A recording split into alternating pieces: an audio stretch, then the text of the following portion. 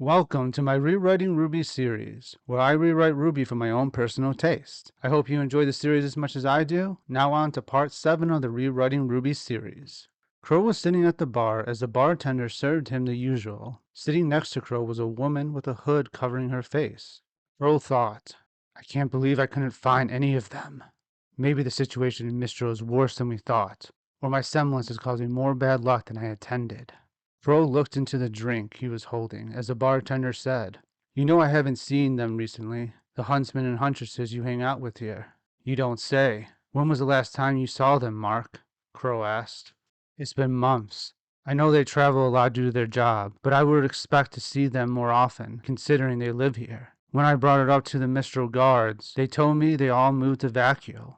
It worries me, as they were the best freelance huntsmen and huntresses at Mistral. This means the ones left work directly for Mistral or Haven, which I don't like the idea of, Mark said as he cleaned the glass. Why would they all move, and why hasn't me or Oz known about this? Things in Mistral are definitely worse than we were led to believe. Could Oz be right about Leonardo? He sure didn't want me here, Qrow thought as he took a sip of his drink. Penny for your thoughts? The hooded woman asked as she looked into Qrow's eyes. Qrow looked into her eyes and immediately recognized her as Pearl, Lionheart's right hand. What's with the hood? Don't tell me you're still hiding from Spider, Qrow asked as he casually sipped his drink. Pearl pulled back her hood, and as she did, Qrow noticed a small spider tattoo on her neck. This did not surprise Qrow, as he already knew Pearl had it, and also he knew the meaning behind the spider tattoo. Pearl was a middle-aged, beautiful woman with long black hair and green eyes. No, not from Spider. I'm hiding from your sister's bandit group. But now that you're here, I shouldn't have to worry about them, Pearl said as she smiled at Qrow. So what brings you here then? Qrow asked. I heard you were in Mistral, and I wanted to give you a proper thank you for saving my life the last time you were here, Pearl said, flirting with Qrow. Oh, you don't say, Qrow said as he smiled at Pearl. As Qrow and Pearl continued to talk, there was a group of 8 bandits sitting at a table watching them. There she is. We can get this over with now, Carl, who was one of the bandits, said. No, we can't. That's Qrow talking with her. Qrow's the boss's brother, Lydia, another of the bandits, said. I say we get him too. He betrayed our tribe after all, Dan, another of the bandits, said. But the boss won't like it. And besides, he's a double S-level threat, and Pearl's an S-level threat. If they work together, we stand no chance. Rick, one of the bandits, said. I don't care. Pearl has done too much harm to our tribe, and Qrow betrayed us. They both deserve to die, Dan said, and then he fired his gun directly at Pearl. The bullet flew through the air as both Qrow and Pearl's instincts took over, and they moved for cover while also blocking their back with their weapons. Pearl managed to block the shot with her sword. In her right hand, she wielded a sword, and in her left, she wielded a dagger. The other bandits, except for one, started firing their shots at Qrow and Pearl as they both rushed in opposite directions. They both landed on opposite walls and kicked off while dodging the bullets, and as they kicked off the wall, they swung their blades at the 8 bandits. However, the bandit in the middle, Lydia, who was not shooting, was instead concentrating as she gripped her white staff with a cyan dust crystal on top. She used her semblance with the cyan dust crystal and hit the floor with the bottom of her staff. Just as Qrow and Pearl were about to strike the bandits, a shield expanded from Lydia. She used her semblance to shield all 8 bandits as the others stopped shooting. Qrow and Pearl attacked the shield with their blades, and as they did, the aura of Lydia started to flicker. The other 7 bandits either transformed their guns into different weapons or brought out their main weapons, so they would be ready to strike once the shield was lifted. Then Lydia suddenly lifted her staff from the ground and took a fighting stance. As soon as she did this, the shield lifted and the 7 bandits attacked. However, both Qrow and Pearl were too experienced for this sudden attack to get to them, as they saw it coming and jumped to the ceiling as they rained down bullets. Qrow's sword transformed into a shotgun as he fired shot after shot. Pearl's sword and dagger transformed into a rifle as she fired at Lydia, shattering her aura. Lydia fell onto the ground, defeated. Qrow and Pearl transformed their weapons back into their blades. Just as they landed on the ground, Dan, with anger in his eyes, used his semblance to strike Qrow with his broadsword. Qrow blocked the attack, but there was a small outburst of power from the hit. that sent Qrow back a bit. Dan smiled as he used his semblance, which created the small outburst of power, to attack Qrow again, but this time Qrow dodged and counterattacked. With his sword, Qrow quickly landed several hits on Dan and shattered his aura. Dan was sent through a few tables until his back hit the wall, where he landed on the ground, defeated. Pearl was in combat with 3 of the remaining 6 bandits, Carl, Kim, and Alice. Pearl saw an opening and slashed at Carl. Carl used his semblance to create a stone layer over his skin, which broke with Pearl's strike, but saved Carl from any damage. Kim's metal staff with tiny holes clashed with Pearl's blade, and when it did, Kim used her semblance to create a high-pitched ring from the tiny holes in her staff. Pearl's vision became blurred from the high-pitched ring, though Kim seemed unaffected from it. However, Pearl used her feet to trip Kim and then stabbed her with her dagger and then kicked her across the room, breaking a few tables in the process. Kim's aura was shattered as she fell to the ground, defeated. Alice then attacked Pearl with her large axe, which Pearl was able to dodge. The axe got stuck in the wooden floor, and as Alice was trying to remove it, Carl tried to punch Pearl with his stone fist. The stone broke to pieces as Pearl blocked it with her sword to reveal iron knuckles underneath. Pearl quickly pushed the fist out of the way as she moved in with her dagger and stabbed Carl. Carl's aura flickered a bit, but it was not shattered. Alice finally got her large axe unstuck as she swung it at Pearl. Pearl leaped into the air and dodged it, but the axe hit Carl. Carl's aura shattered as he fell to the ground, defeated. Qrow was fighting the other 3 bandits, John, Rick, and Rose. John, with his 2 swords, used his semblance to attack Qrow quickly. John's strikes were so fast that it became a blur, but Qrow managed to block every single one as he instinctively knew where John would strike. Qrow then saw an opening and took it as his sword transformed into a scythe mid-swing. The scythe hit John with a direct hit, sending him into the air. John crashed onto a table, his aura shattered. He was defeated. Rick, who was the biggest of the bandits, took his large hammer and leaped into the air, trying to crush Qrow. Qrow dodged the attack, and the hammer, along with Rick's semblance, caused the entire bar to shake like an earthquake. Rose then used her semblance to cause a few flowers on her wooden staff to give a cloud of purple sleeping gas, which she aimed at Qrow. However, the earthquake caused Rose to fumble, and she fell to the ground. She breathed in the sleeping gas that was meant for Qrow. "No, no, no!" Rose said as she tried to get away from the cloud of sleeping gas, but it was too late. Rose took one last look at Qrow before she passed out. Qrow smirked as he said, "Unlucky." Alice used her semblance to gain strength as she lifted her large axe and swung it at Pearl. Pearl dodged, but the axe destroyed a wall of the bar. Pearl then landed behind Alice and struck her with her sword and then finished her off with her dagger. Alice's aura shattered and she fell to the ground, defeated. Qrow quickly attacked Rick, who tried to use his hammer and semblance to cause the bar to shake, but Qrow was too quick, and he took down Rick with his scythe. Before Rick could swing his hammer, his aura shattered and he fell to the ground, defeated. All 8 of the bandits were defeated, but the bar, including one of its walls, was destroyed. "Perhaps you should remain hidden," Qrow said as he looked at Pearl. "Maybe, but I thought you would be enough to keep them from attacking," Pearl said as she smiled at Qrow in a flirty way.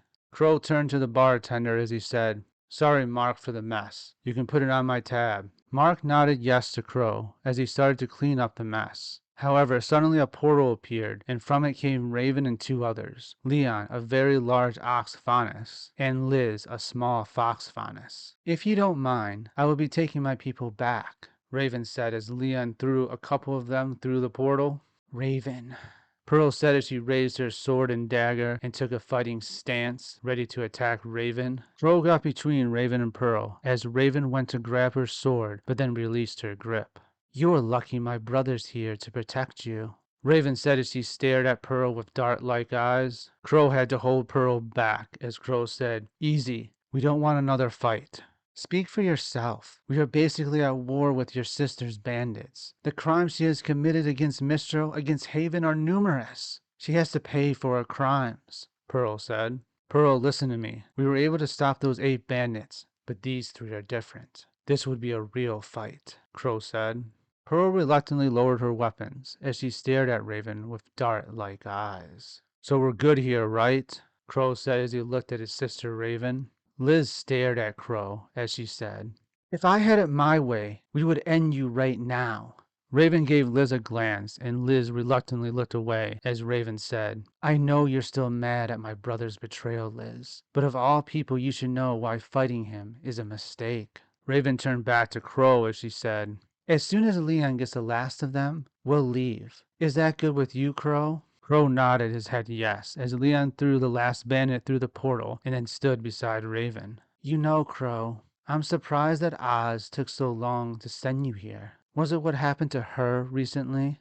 Raven asked with a smirk. How does she know about Amber? She must have been watching my fights with Tyrion when my aura got too low. That semblance of hers make it almost impossible to keep anything from her once she has developed that link with you.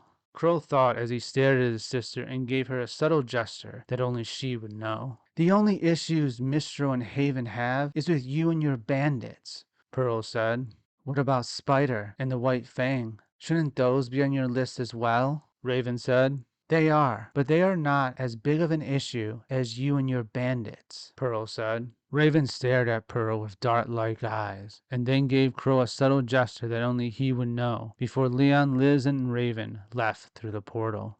Pearl turned to face Qrow as she asked, Why did you stop me? That's Raven, the most wanted person in Mistral. Do you know what she's done?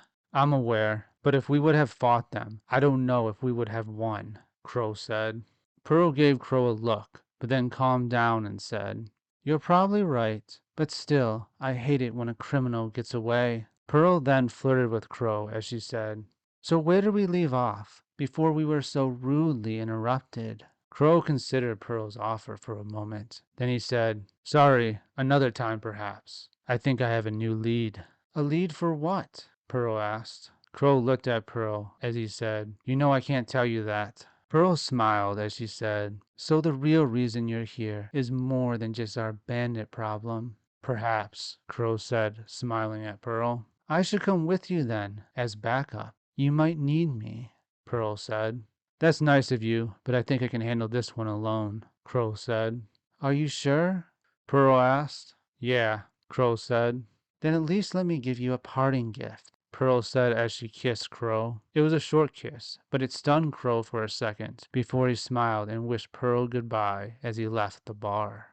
Qrow then transformed into a crow as he flew away from Mistral to just outside the city. Little did he know Pearl used her semblance to track Qrow. She could see him from miles away, and since she marked him with a kiss, his body glowed for her. She could also see clearly in the night, zoom in, and even see through walls. However, as Pearl grew closer to Qrow, someone else was following her that she did not notice, as she was too focused on Qrow. Qrow waited outside of Mistral by a few trees until a portal opened, and Raven stepped out of it. This is the location you chose? I'm surprised it isn't another bar, Raven said. How did you know about Amber? Qrow asked, getting right to the point. Did you really think I wouldn't be watching you when I saw that your aura was getting low? Raven asked. You know you could have helped, Qrow said. I thought you and Glinder were more than enough to handle it, but I was there just in case, Raven said. But this is old news. Oz must have finally noticed all that is going on in Mistral. That's why he sent you here. Oz thinks that there's a spy in Mistral, most likely Haven, Qrow said. I know there is a spy. That's why I have been giving Haven such a hard time, Raven said. You could have told us, Qrow said. Would your Oz believe me if I did? Raven asked. Qrow did not say a word as Raven continued. I thought so. Listen, I don't know who the spy is yet, but I think it is either Pearl or Leonardo. They are the only ones who know what's going on with Salem. Oz did say that Leonardo was his prime suspect, but it couldn't be Pearl. She gave up her life of crime when she left Spider, Qrow said. You should know that once a spider, always a spider, Raven said. Qrow stared at Raven as he said, If Pearl is the spy, I should be able to get proof from Spider. Or you could just flirt with her again. I know how much you are enjoying your time with her, Raven said. Qrow rubbed off his sister's comment as he said, You know your daughter is here. You can meet her for once and talk with her. Raven looked down as he said, You know I can't do that. That girl deserves a better mom than I could ever be. But you are her mom, her real mom. And she is an adult now. Don't you think it's time to talk with her? Qrow asked. Raven opened another portal as he said, We're done here. Then Raven entered the portal, leaving Qrow alone, or so he thought. Qrow slowly walked back towards the city, deep in thought about what to do next. Suddenly, and without warning, a bullet flew through the air directly at Qrow's head. Qrow's instincts took over, and he dodged the bullet by slightly leaning back his head. Just then, Claire, a woman with two swords, came out of nowhere and slashed at Qrow. Qrow dodged her attacks one after the other, without even getting his sword out. As he dodged, he noticed two things. The first being that on her neck was the same spider tattoo that was on Pearl's neck. The second was that her slashes from her sword left behind a silver aura. Qrow brought out his sword and went to slash her, but the silver aura left behind from Claire's attacks stopped his sword. She was trying to trap me, Qrow thought as he jumped back as he shot his shotgun at Claire. Then a tree branch broke just as Ezra, the sniper that stood on the broken branch, fired his shot, which caused the bullet to hit Claire. Claire's aura flickered, but she was not done. Right after, Axel, who was a large man, had a giant gear that was attached to a chain that he whipped at Qrow. Qrow jumped high above it, but then Axel used his semblance through the chain to the gear. A gray-silver aura glowed that caused the gear to start spinning, and then flew towards Qrow. Qrow blocked the gear with his sword as he flipped over it and landed on a nearby tree as he fired his shotgun. Right when he landed on the tree branch, Vine started to crawl over him, which he cut with his sword. He then jumped to the ground as he closed in on Axel. Axel used his gear and chain weapon with his semblance, but Qrow knew it was coming, so he dodged and then closed in. Qrow, with a clean critical strike, hit Axel directly, and with a few more strikes, Axel's aura shattered. Hector then rushed Qrow out of the bushes as Ezra, the sniper, took another shot. Qrow blocked the bullet with his sword as he dodged Hector's attacks. Hector was using a spear, so it was hard for Qrow to get close. So Qrow backed up as he blocked another bullet from Ezra. Then Qrow transformed his sword into a scythe. Hector saw that reach was no longer his advantage, so he threw his spear at Qrow, which he dodged. However, the spear turned and headed right towards Qrow, as Hector was using his semblance to control his spear. Qrow blocked and dodged as Ezra shot a green plant dust bullet at Qrow, and right when he blocked it, vines came from it and entangled Qrow. Qrow used his scythe to cut the vines and free himself before he hit the ground. He then rushed Hector, and with Hector's spear still flying towards Qrow, Hector was defenseless, and Qrow took Hector down. Hector's spear landed on the ground as his aura shattered. While this was happening, Ezra took aim again, and just before he fired, Pearl came out of nowhere and attacked Ezra, sending him to the ground. Ezra, who was a hawk faunus, looked at Pearl directly in the eyes, and then he used his semblance to cause lights to flash in Pearl's eyes. And as he did, he ran off. Ezra was gone by the time Pearl regained her sight, so she went to help Qrow. Qrow was looking for the one growing and controlling the vines, and right when he got close to her, vines came out of the trees and attacked Qrow and Pearl. Lily, the woman growing and controlling the vines, disappeared behind the wall of vines. Qrow and Pearl cut the vines, but once they did, Lily was nowhere to be seen. Qrow and Pearl looked back, and the other three were gone as well. The first one must have dragged the other two away while I was busy fighting. I should have finished her off when I had the chance, Qrow thought. Qrow looked at Pearl as he asked, "So you're following me now?" Pearl looked down as she said, "You know my semblance. I marked you before you left the bar. I'm sorry, I should have told you, but I wanted to make sure you were safe." "I think I can take care of myself," Qrow said with a smile. "You're good, but you can't blame me for making sure," Pearl said as she gave Qrow a flirting smile before looking down sadly. "You know what I lost when I left Spider. I didn't want to lose you as well." Qrow looked at Pearl as he said, "Pearl, Pearl put her fingers to Qrow's lips in a flirting way as she said, "You don't have to say anything, at least not yet." Qrow smiled at Pearl as Pearl asked, "Do you know who attacked you?" "It was Spider. I noticed a spider tattoo on the first girl I fought," Qrow said. "Are you sure that's what you saw?" Pearl said. Qrow touched Pearl's long black hair to reveal the spider tattoo on her neck as he said, "Yeah, she had the same tattoo as you do." Pearl grabbed hold of Qrow's hand as she asked, "But why would Spider attack you? It makes no sense." "I don't know, but if they are after me, then they must be after you as well," Qrow said. "Yeah, maybe you should walk me home. It'll be safer if it's both of us," Pearl said, flirting with Qrow. "Yeah, I'll walk you home," Qrow said as Pearl grabbed hold of Qrow's arm. Qrow and Pearl walked to Pearl's home, which was a nice but modest place. "Well, I guess this is where we part ways for now," Qrow said. "Well, I mean you could come in and keep me company," Pearl said as she flirted with Qrow. Qrow smiled at Pearl, but just before he walked inside, he remembered his nieces. Qrow stopped as he said, "Sorry, not tonight, Pearl. After that attack, I need to make sure my nieces are okay." Pearl grew closer to Qrow as she said, "You're such a good and strong man. Maybe I could go with you, just in case." "Thanks, but I don't think I'm ready for you to meet my family. I mean, this is our first date, if you want to call it that," Qrow said. "I understand, but perhaps before you leave, you could give me a real kiss," Pearl asked. "That first kiss wasn't enough for you?" Qrow asked with a flirty smile. "You call that peck a real kiss? I want a real kiss from you," Pearl said with a flirty look in her eyes. Qrow kissed Pearl. It was a long kiss, but during it, Pearl opened a small vial in her mouth. As they kissed, Pearl put the tasteless liquid into Qrow's mouth without him knowing. After the kiss, Pearl said, "Before you leave Mistral, give me a call, and we will finish where we started."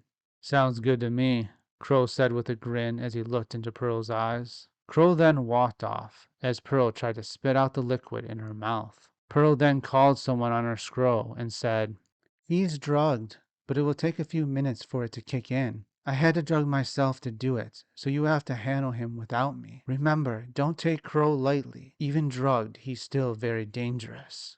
As Qrow walked back to the house, his mind started to get hazy. He started to see double vision as he tried to shake it off. "It's been a while since I drank anything, and this feels different. Was I drugged by my sister or something? Or did it happen during that last fight?" Qrow thought as he stumbled down the street. A bullet flew through the air as Qrow, out of instinct, dodged it again, but this time he stumbled a bit while he did. Claire, Axel, and Hector surrounded him with weapons in hand as Ezra the sniper and Lily stayed hidden further away. Qrow gripped his sword as he wobbled back and forth and said, "I take it you're not here to ask for directions."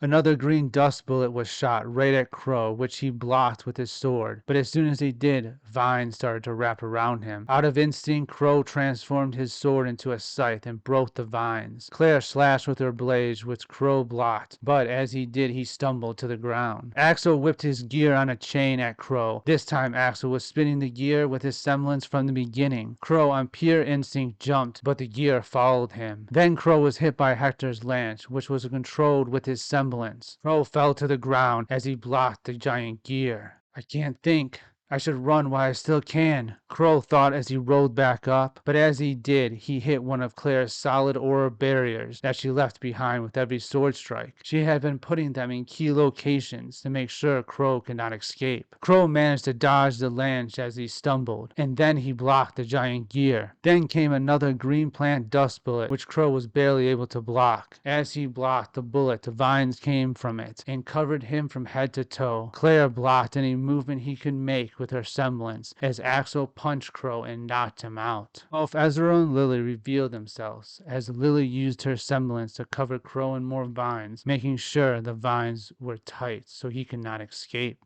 "He was drugged, and it still took all of us to take him down. What kind of huntsman is he?" Claire asked.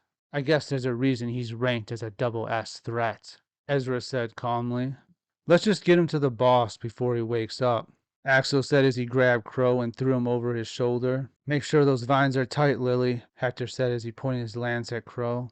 "They're as tight as they can get," Lily said timidly as Ezra stared at Hector with a bit of anger in his eyes, which was not normal for Ezra, as he was normally calm. Hector stared at Qrow with dart-like eyes as he said, "Why can't we just kill him so we don't risk him waking up?"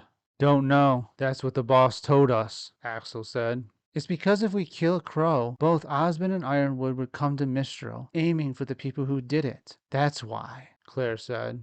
"It would also cause a war, and right now the boss doesn't want to get involved in a war," Ezra said calmly. Hector stared at Qrow as he held his spear tightly as he said, "I still think he's too dangerous to be kept alive." The five of them headed back to their hideout as a raven followed them without them knowing. Okay, this is the end of Rewriting RWBY Part 7.